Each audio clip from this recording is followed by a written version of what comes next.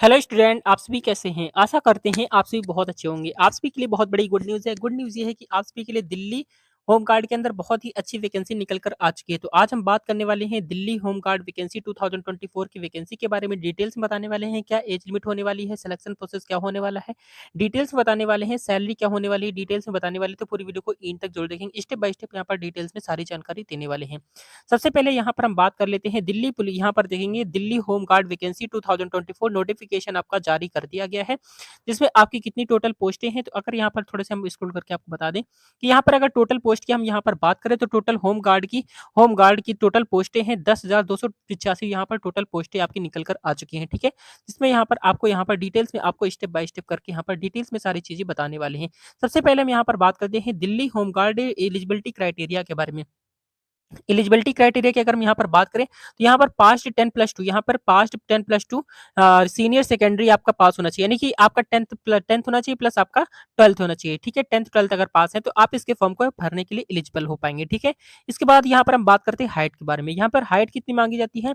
Height की अगर हम यहाँ पर बात करें तो मिनिमम हाइट जो होनी चाहिए आपकी, तो 165 सेंटीमीटर अगर आप मेल कैंडिडेट हैं तो आपकी 165 सेंटीमीटर होनी चाहिए। वहीं पर अगर आप फीमेल कैंडिडेट है तो यहाँ पर आपकी 152 सेंटीमीटर आपकी हाइट होनी चाहिए। यानी कि इंग्लिश में बोले तो यहाँ पर आपको बता दें कि 165 सेंटीमीटर आपको मेल कैंडिडेट के लिए होनी चाहिए और फीमेल के लिए 152 सेंटीमीटर आपकी हाइट होनी चाहिए, ठीक है। अब यहाँ पर बात करते हैं एज लिमिट के बारे में। तो एज लिमिट की अगर हम यहाँ पर बात करें तो एज लिमिट यहाँ पर क्या लिखा हुआ है, एज ऑन 1/1/2024 से आपकी एज काउंट की जाएगी, ठीक है। इसके बाद यहाँ पर जो एज होनी चाहिए आपकी 20 साल से लेकर 45 साल, यानी 20 ईयर से लेकर 25 ईयर्स तक आपकी एज होनी चाहिए। और यहाँ पर जो आपकी एज काउंट की जाएगी वो 1/1/2024 से लेकर आपकी काउंट की जाएगी, ठीक है। तो इस तरीके से यहाँ पर आप अपनी एज देख लेंगे, 20 से 45 के बीच में अगर आपकी एज है तो आप इसके फॉर्म को भरने के लिए एलिजिबल हो पाएंगे। अब यहाँ पर हम बात करते हैं एज रिलैक्सेशन के बारे में। एज रिलैक्सेशन की बात करें तो यहाँ पर देखेंगे क्या लिखा हुआ है, age relaxation in UPP in you in upper limit will be give the only reserved category as per government rule of regulations, यानी कि आप यहाँ पर एज लिमिट में आपको छूट मिलेगी। अगर आप ओबीसी कैटेगरी से बिलोंग करते हैं तो यहाँ पर 3 साल की छूट मिलती है और एससी एसटी कैटेगरी से बिलोंग करते हैं तो यहाँ पर आपको टोटल 5 साल की छूट मिल जाती है, ठीक है। अब यहाँ पर हम बात करते हैं सैलरी के बारे में। सैलरी की बात करें तो यहाँ पर टोटल सैलरी जो होने वाली है 25,000 पर मंथ यहाँ पर आपकी अप्रॉक्स सैलरी होने वाली है, ठीक है। इसके बाद हम यहाँ पर बात करते हैं जॉब लोकेशन की। तो जॉब लोकेशन की अगर हम यहाँ पर बात करें तो दिल्ली होने वाली है, यानी कि दिल्ली में रहकर ही आपको जॉब करनी होगी। इसके बाद हम यहाँ पर बात करते हैं जॉब एम्प्लॉय टाइप्स के बारे में। तो यहाँ पर देखेंगे यहाँ पर लिखा हुआ है, यहाँ पर क्या लिखा है, कॉन्ट्रैक्टिव बेसिस यहाँ पर आपकी वैकेंसी होने वाली है, ठीक है। कॉन्ट्रेक्चुअल बेसिस आपकी वैकेंसी होने वाली है। अब यहाँ पर जॉब पीरियड की बात करें तो जॉब पीरियड यहाँ पर आपका दिया गया है 3 ईयर्स विच में बी एक्सटेंडेड 2 ईयर्स, ठीक है। यहाँ पर आपको ऑलरेडी सारी चीजें दी गई हैं। अब यहाँ पर हम बात करते हैं हु कैन अप्लाई, अप्लाई कौन कर सकता है। तो यहाँ पर देखेंगे अगर आप मेल कैंडिडेट है और फीमेल कैंडिडेट है तो इंडियन सिटीजन है, तो यानी कि इंडियन सिटीजन है और मेल और फीमेल कोई भी कैंडिडेट है तो आप इसके फॉर्म को भरने के लिए एलिजिबल हो पाएंगे, ठीक है। अब यहाँ पर हम बात करते हैं फिजिकल इफिशियंसी टेस्ट के बारे में। तो फिजिकल इफिशियंसी टेस्ट में देखेंगे क्या-क्या लिया जाता है। तो यहाँ पर देखेंगे मेल कैंडिडेट के लिए ये क्या लिखा है, फॉर मेल कैंडिडेट। तो मेल कैंडिडेट के लिए आपको बता देते हैं। सबसे पहले मेल कैंडिडेट की बात करें तो यहाँ पर देखेंगे एज यहाँ पर लिखी है, तो अप टू यहाँ पर 30 एज। अगर आपकी अप टू 30 एज है तो यहाँ पर आपको देखेंगे, यहाँ पर थोड़ा सा ऐसे करके आपको बता देते हैं। देखेंगे अप टू यहाँ पर देखेंगे 30 एज है तो यहाँ पर आपकी 1600 मीटर रनिंग आपको 6 मिनट के अंदर यहाँ पर आपको क्लियर करनी होती है।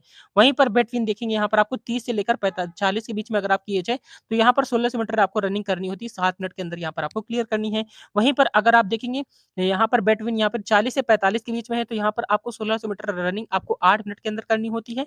वहीं पर अगर आप एक्स सर्विसमैन है तो यहाँ पर एक्स सर्विसमैन है तो यहाँ पर आपको ये अबव 45 के ऊपर है तो यहाँ पर आपको 1600 मीटर रनिंग आपको 10 मिनट के अंदर यहाँ पर आपको क्लियर करनी होती है।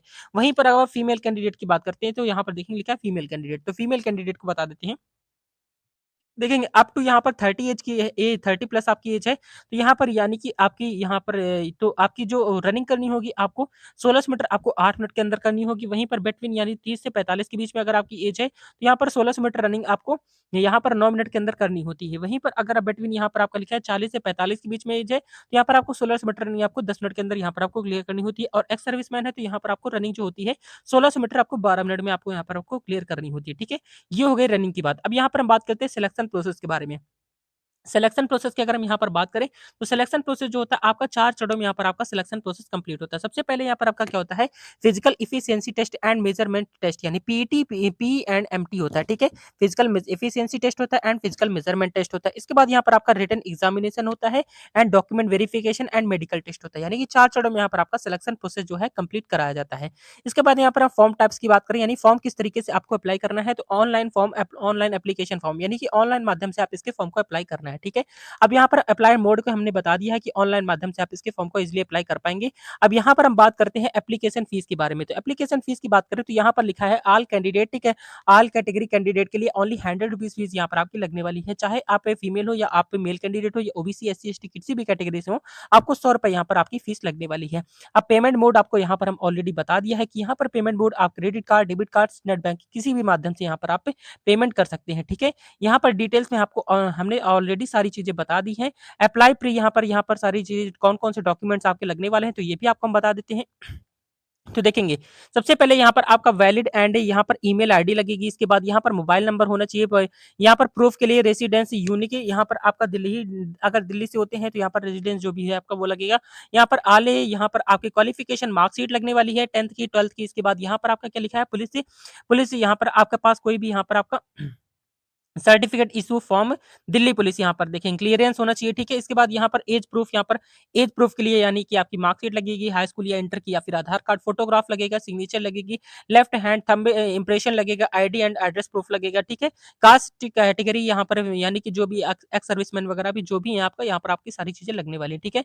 यहाँ पर हाउ टू, यहाँ पर ये सारी चीजें हमने ऑलरेडी आपको सारी चीजें बता दी है। अगर आपको अभी भी कोई डाउट्स है तो आप पूछ सकते हैं कमेंट करके। तो ये थी आपकी कंप्लीट यहाँ पर डिटेल्स में आपको सारी चीज़ें हमने बता दी है। अगर आपको अभी भी कोई डाउट्स है तो आप कमेंट करके पूछ सकते हैं।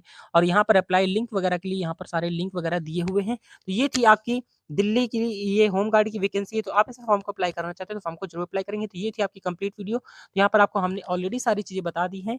यहाँ पर वैकी सैलरी जो होने वाली है 25,000 प्लस सैलरी आपकी होने वाली है। तो ये वीडियो आपको हेल्पफुल लगी हो तो लाइक, शेयर, सब्सक्राइब जरूर करेंगे। मिलता है नेक्स्ट वीडियो में, तब तक के लिए जय हिंद, जय भारत, वंदे मातरम।